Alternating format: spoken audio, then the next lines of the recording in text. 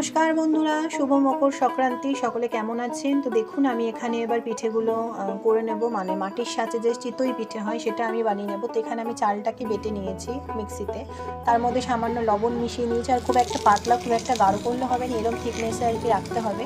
তারপরে একটা বেগুন কেটে বেগুনের পেছনে যে বোটাটা থাকে সেটা দিয়ে আমি একটু সাদা তেল মাখিয়ে নিয়েছি। আপনারা এটা ন্যাকড়া দিয়েও করতে পারেন, কিন্তু আমার বেগুনের বোটা দিয়ে আর কি সুবিধা হয়। তো এভাবেই ছোটোবেলায় ঠাকমাকে এইভাবে করতে দেখেছিলাম, মাকেও দেখছি, তাই জন্য আমিও এইভাবে করি। তো দেখুন আমার প্রথম আমি ব্যাটারে পিঠেটা আমি দিয়ে দিলাম, তারপরে আশেপাশ থেকে একটু জল দিয়ে দেবো যাতে না ফেটে যায়। তারপরে কিছুক্ষণ পর আমি ঢাকনা তুলে নেবো। দেখুন কি সুন্দর পিঠে হয়েছে। চালের গুঁড়ো দিয়ে অনেকে পিঠে বানায়, কিন্তু আমার না চালের গুঁড়ো সাঁচের পিঠেটা মনে হয় না খুব একটা ভালো হয়, আমার হাতে তো ঠিকঠাক হয় না। যাই হোক, আমি এভাবে চালটা বেটেই করি আর কি। চালটা বেটে তার মধ্যে একটু লবণ মিশিয়ে দিই। দেখুন কত সুন্দরভাবে আমার পিঠেগুলো উঠে আসছে। আর যেহেতু এটা আমার নতুন সাজ, আমি প্রথমে ভালোভাবে পুড়িয়ে দিয়েছিলাম।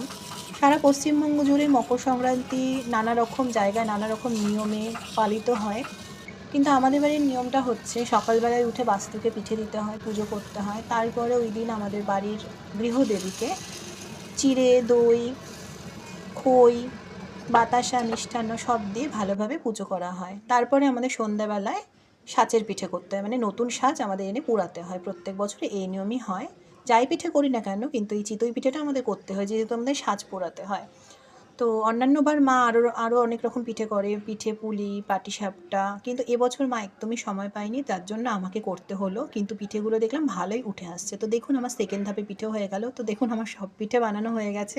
কেমন লাগলো ভিডিওটা জানাবেন। আজকের মতো টাটা, সবাই ভালো থাকবেন, সুস্থ থাকবেন। দেখা হচ্ছে অন্য কোনো ভিডিওতে।